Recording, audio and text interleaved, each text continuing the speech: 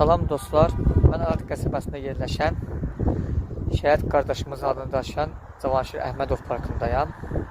Özümə borc bildim ki, şəhid qardaşımız haqqında məlumat verim. Şəhid Cavanşir Əhmədov 1999-cu ildə noyabr ayının 12-sində Ələt qəsəbəsində göz açıb.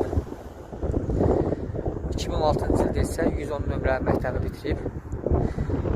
2020-ci ildə Bakı İnşaat Kollecinin mühəndislik ixtisasını qurtardıqdan sonra Cavanşir qardaşımız iyul ayında hərbi xidmətə gedir.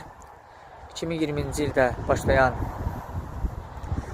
Vətən müharibəsində, 2-ci Qarabağ müharibəsində iştirak edir və 15 oktyabrda Hadrutda qəhrəmancasına şəhid olur.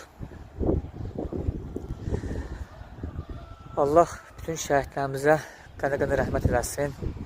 Onlara ölüb deyə bilmərik, çünki Quran-ı Kərimdə şəhidlər ölməz, onlara ölü demə deyilir, çünki onlar diridirlər. Allahdan tək diləyimiz, Allah bizi onların şəfaətinə nəsib eləsin. Azərbaycan Prezidenti İlham Əliyev tərəfindən vətən uğrunda Xocavəndin azad edilməsinə görə kimi medallarla təltif olunub.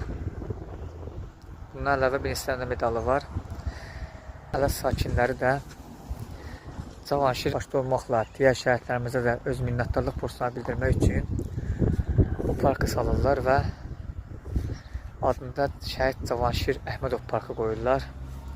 Öz şəxsi bütçələri hesabına güclər çatdığı qədər pul toplayıb bu parkı tikirlər. Çox gənc yaşında, yəni hardasa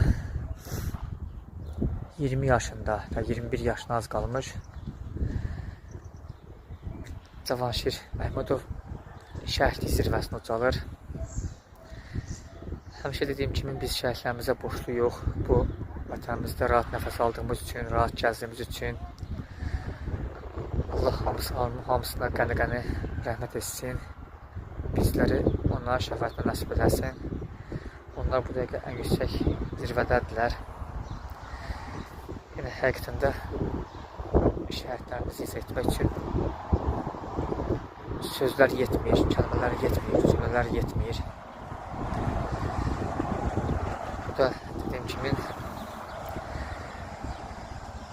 şəhidimizin adını əbədləşdirmək üçün salınan parkdır.